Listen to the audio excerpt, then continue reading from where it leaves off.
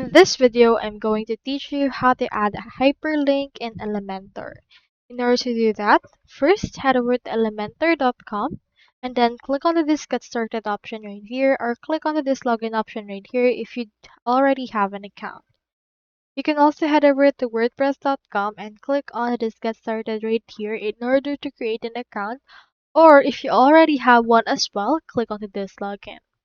I already have an account on both of those applications, and here is actually the website that I have created using them. So in order to add an hyperlink through this part, what we can do is we can first head over, add in here a particular text editor, or you can also add in here a heading.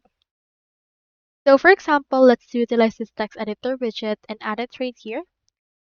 And then from in there, you can input right here the text. So right now the text is this lorem ipsum option.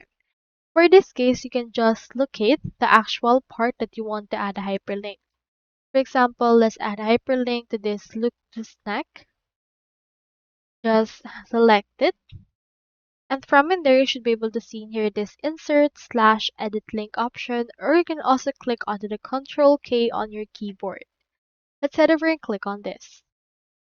Now in here, you can just paste the URL that you would want. Let's input right here youtube.com. Click on this apply right here, and as you can see, it will now have a hyperlink. It also have different color such as like this into the other text.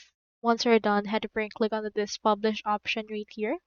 And once it's published, you can head over and then preview this. Let's head over and view this particular page into a new tab. So here is the text right here, and when you click on it, as you can see, I am redirected to this part, which is the actual hyperlink for the one that we have requested. So that's all there is today, and I hope this video helped you out.